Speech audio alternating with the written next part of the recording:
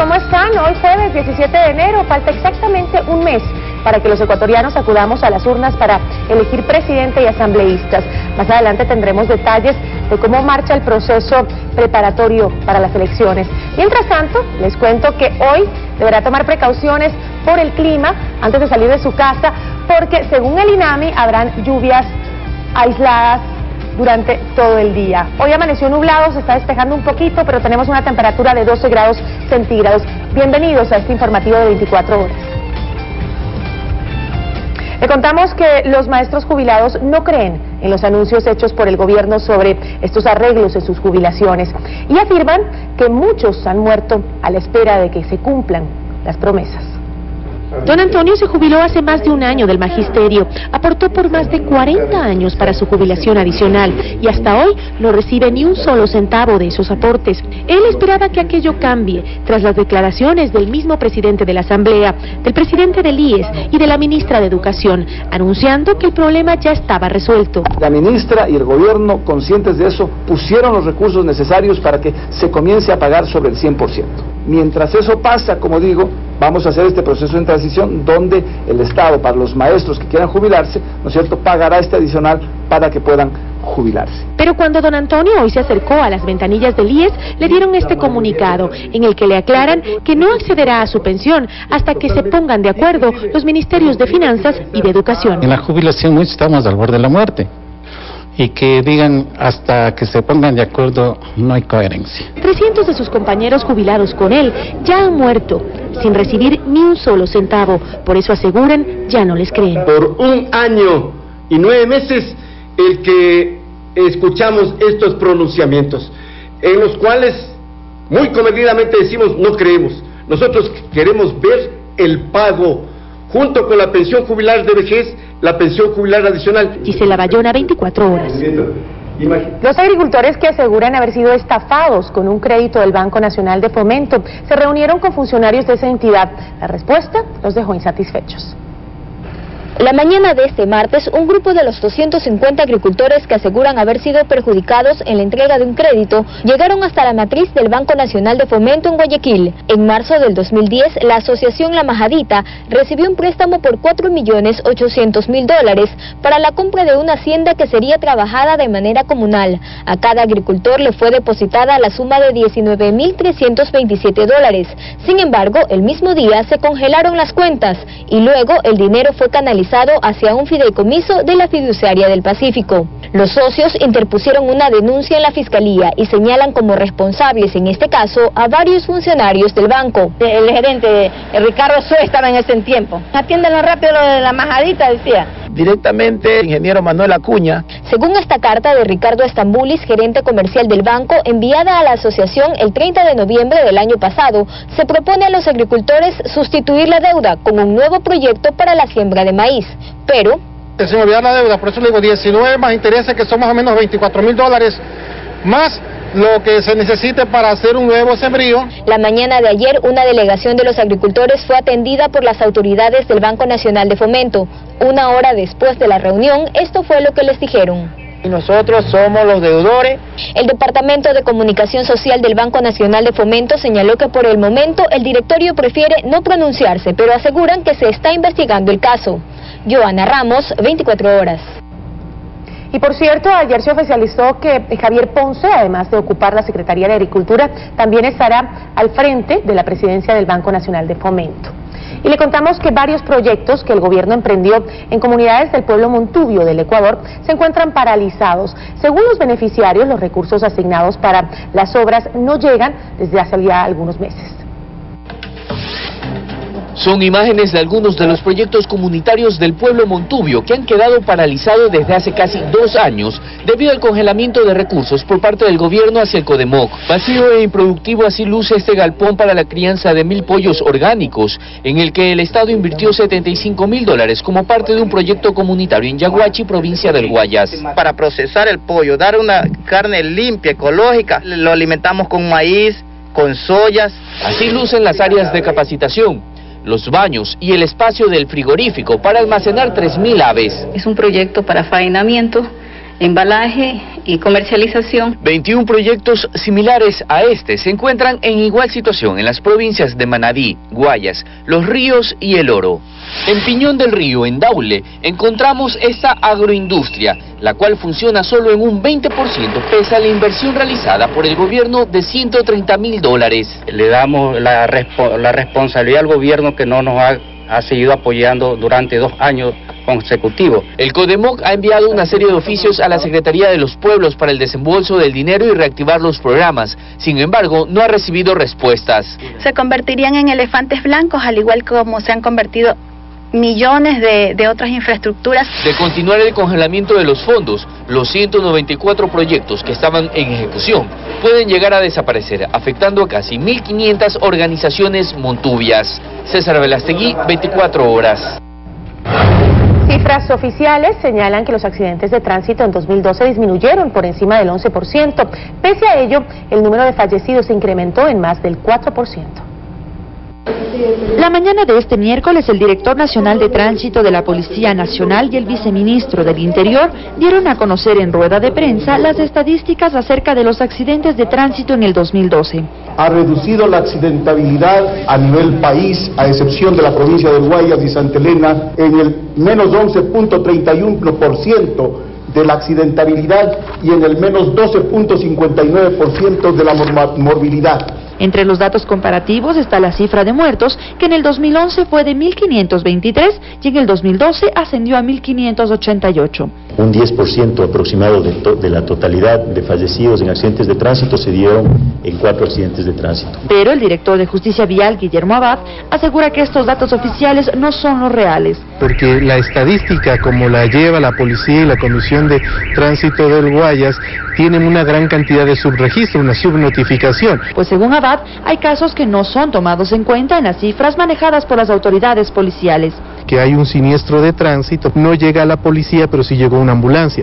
En ese momento, ese accidente de tránsito no fue registrado, ni tampoco sus heridos ni sus muertos. Entre los 4 principales causales de accidentes está el exceso de velocidad, que desde julio del año pasado fue controlada por fotorradares y registró a 30.193 sancionados y 1.951 detenidos.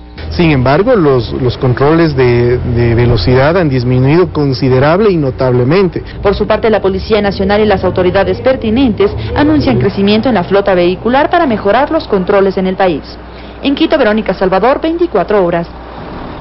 Este lunes 21 de enero iniciará el periodo de matriculación vehicular en Quito, donde las competencias de tránsito las asumirá el municipio. La atención se hará en los centros de revisión y un nuevo patio de matriculación en Quitumbe. Más de 420.000 vehículos se espera matricular el municipio de Quito en el 2013, una vez que asumió todas las competencias de tránsito. Para esto, desde el lunes 21 de enero iniciará el proceso de matriculación, pero ya no en las oficinas de la Agencia Nacional de Tránsito. Como por ejemplo la jefatura que tenía en la Avenida Occidental o en el Valle de Tumbaco. Ya no se va a atender ahí. Ahora en Quito, para renovación de matrícula, se atenderá en los centros de revisión vehicular de Guajaló, Guamaní, Los Chillos, La Florida, San Isidro y Carapungo, mientras que para otros trámites se atenderá en un nuevo patio de matriculación. Este será el nuevo patio de matriculación vehicular ubicado dentro del área de la terminal de Quitumbe, específicamente junto a la estación del transporte urbano, es decir, a donde llegue el trolebús, la ecovía y los alimentadores. Las oficinas están en el interior de la terminal, junto a la Agencia de Desarrollo Económico del municipio. Es que tiene que hacer un trámite por un vehículo nuevo, por ejemplo, el cambio de propietario. Por favor, acuda al centro de matriculación de Quitumbe. La capacidad del patio de matriculación es para 130 vehículos. La atención será de lunes a domingo de 8 de la mañana a 5 de la tarde. Además, durante este año se respetará la calendarización. Desde el 21 de enero comenzamos a atender a los vehículos rezagados del periodo anterior, pero a partir ya del mes de febrero le corresponde de manera obligatoria a los vehículos cuya placa termina en 1 y de manera opcional a los vehículos cuya placa termina en 2 y así sucesivamente. Es así que si la placa del vehículo termina en 9, no podrá ser matriculado en marzo, sino en octubre, que es el mes en el que le corresponde. Además, para conocer cuánto debe pagar, puede ingresar a www.revisionquito.gov.es o puede llamar al 1-800-66-8454. Andrea Romero, 24 horas. Le contamos que en varios países, incluido en el Ecuador, aparece una nueva modalidad para el robo de vehículos. Se trata de aparatos que inhiben las señales emitidas por los GPS. Esto deshabilita el dispositivo de rastreo, haciendo muy difícil su recuperación. La oferta de estos equipos en portales de internet es muy variada y los precios van desde los $50 hasta los $500. Por su parte, las autoridades aseguran que todavía no se han registrado denuncias de estos casos, pero que sí lo están investigando. Se trata de tecnología al servicio del AMPA. Estos aparatitos son el último grito de la moda delincuencial en Perú y Colombia, con bandas dedicadas al robo de vehículos. Dispositivos antirrastreo que eliminan la señal de localizador o GPS instalado en los vehículos al momento de su compra. La señal tiene una frecuencia y el otro lo que hace es alterar la frecuencia. Como la señal que está acá, que es más fuerte, lo que hace es que la otra señal disminuya. El problema es que la oferta en internet es libre y variada. Y va desde los $50 hasta los $500 para adquirir un inhibidor cuyo radio de acción varía y que conectado al encendedor de cigarrillos dentro del carro. ¿Y qué pasa en el mapa? ¿Para ustedes desaparece esa unidad? Sí, desaparece. La unidad deja de reportarse. Es lo que teme pudo haberle ocurrido a Enrique, una reciente víctima de los robacarros. Llevan varias semanas y nunca lo encontró, pese a que contaba con un localizador tipo GPS. Y nuevamente hablé al sistema satelital, ellos contestaron que la última vez fue a las 10:20, dieron la dirección misma y que ahí no supieron más, se desconectó el sistema, hasta la fecha, ¿no? En la Fiscalía no existe una estadística de cuántos carros robados no se pudieron recuperar por contar con estos aparatos. Alguien nos ha mencionado la posibilidad de esto, pero sigue siendo una posibilidad que está bajo estudio, ¿no? Sigue siendo una posibilidad que está bajo estudio. En realidad no tenemos casos, digamos, concretos. Así y todo, las empresas de dispositivos satelitales han empezado a implementar un tipo de tecnología en sus aparatos llamada anti-jamming, que permite advertir cuando la señal está siendo bloqueada.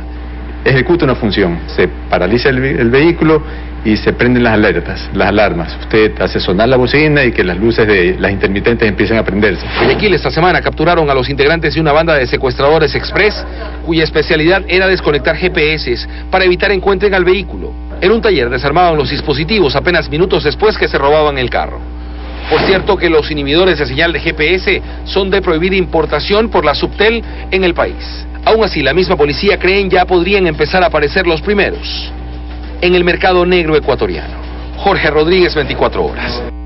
Cámaras de seguridad captaron el momento en que dos sujetos se robaban una caja de audio de un almacén de equipos electrónicos. Los propietarios alertan a los moradores del sector de San Colquí de estos sujetos para que estén muy atentos.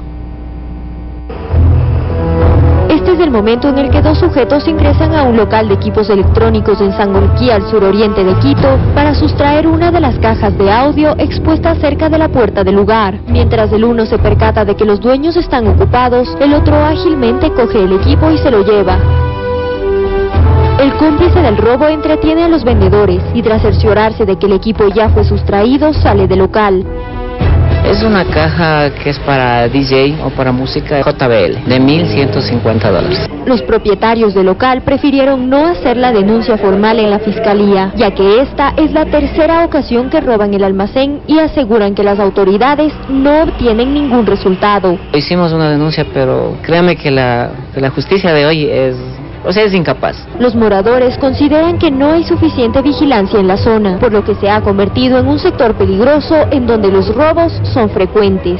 Se ha convertido en una zona, como se dice, una zona roja, a lo menos especialmente los viernes. Se juntan ahí en la esquina o por acá abajo los ladrones, los jóvenes que consumen droga. Así los propietarios del local alertan a la ciudadanía sobre estos sujetos que robaron el almacén, sin percatarse de que las cámaras de seguridad los estaban grabando.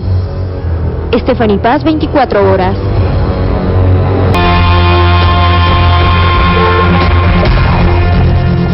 8 de la mañana con 15 minutos, les comentábamos hace un momento que el ministro de Agricultura, Javier Ponce, también se hará cargo del Banco Nacional de Fomento. Esta designación fue una de las que se oficializaron ayer en una ceremonia en la que Diego Martínez se posicionó al frente del Banco Central. Katia Torres fue designada secretaria técnica del Fideicomiso AGD-CFN, No Más Impunidad. Quedáis posesionados. El juramento fue general para los 6 nuevos funcionarios.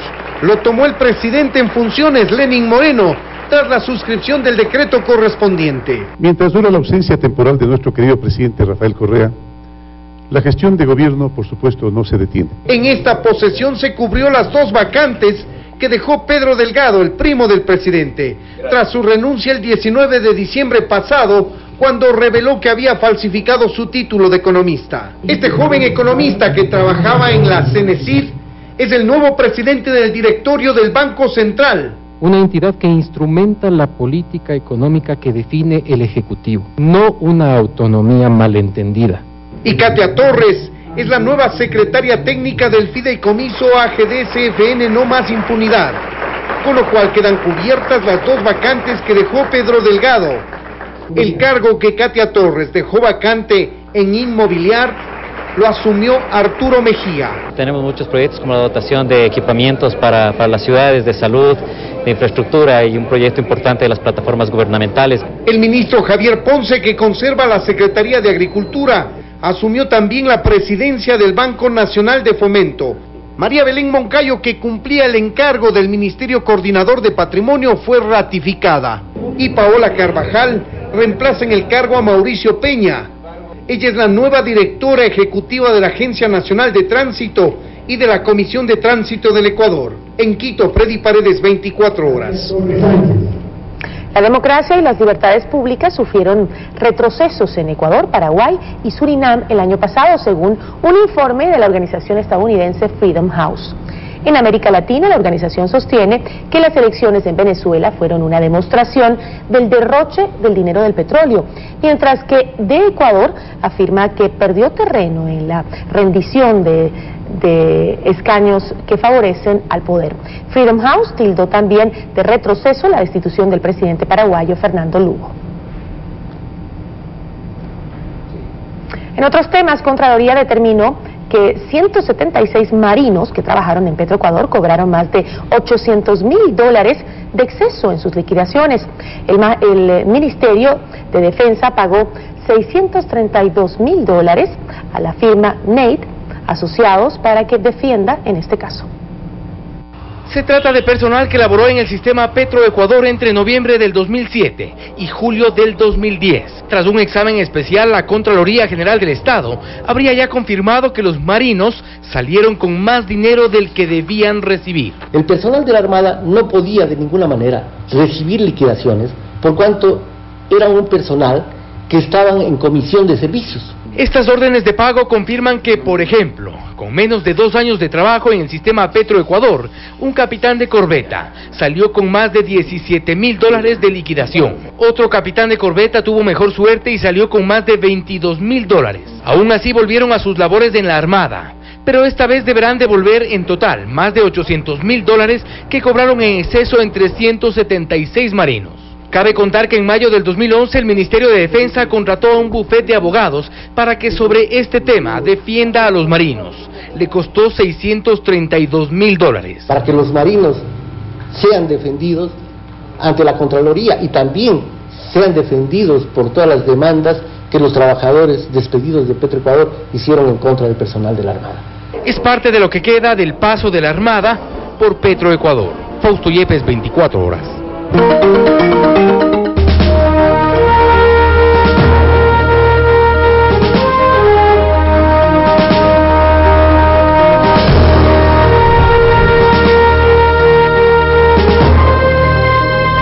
Existe un gran desconocimiento entre la ciudadanía sobre el nuevo método de voto para asambleístas por distrito. Para evitar confusiones, muchas tiendas políticas invitan a las personas a sufragar en plancha.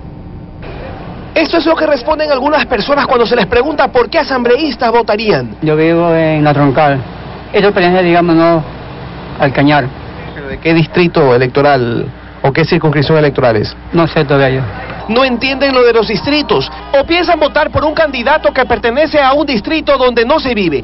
Entonces el espíritu de este nuevo sistema de desconcentración política, la gente tiene mayores facilidades de conocer quién es su candidato, se diluirá en la práctica. Para evitar este tipo de confusiones es que algunos candidatos están solicitando a sus seguidores que no voten por nombres, sino por lista. Es decir, esta nueva circunstancia generaría el voto en plancha. Uno de ellos es el partido de gobierno, quien muy hábilmente invita a votar todo 35 para que la confusión no pueda. Este hecho, el de la confusión que genera el sistema de las circunscripciones, es una desventaja para otros candidatos, dicen. Pero a ellos, los del oficialismo, los invitan a dejar el negativismo y trabajar. Las reglas del juego son para todos idénticas, así que de ninguna manera aquí hay algo dedicado para nadie, ¿no? A salir a las calles y a tocar las puertas, a hacer campaña para contribuir al proceso, explicándole a la gente esta nueva forma de votar. El CNE promete más información. Estamos en este momento tratando de llegar a la ciudadanía con esa información. Nosotros contribuimos diciéndole que en esta elección en Guayas hay 4 circunscripciones y usted pertenece a una de ellas. Busque cuál es y escoja. Luis Antonio Ruiz, 24 horas. El Consejo Electoral inició la capacitación del personal militar, que además de brindar seguridad en los próximos comicios, tendrá la facultad de ejercer su derecho al voto. De estas cajas depende el sufragio voluntario de más de 50.000 efectivos de las Fuerzas Armadas. Contienen las credenciales dobles que el Comando Conjunto entregará a todo el personal. La decisión de votar o no depende de cada uno. Nuestra responsabilidad básicamente es la seguridad del proceso electoral y el voto optativo por parte del personal militar. Del certificado hay un desprendible que en el momento de la votación tiene que presentar su cédula y esta queda en la Junta Receptora del Voto.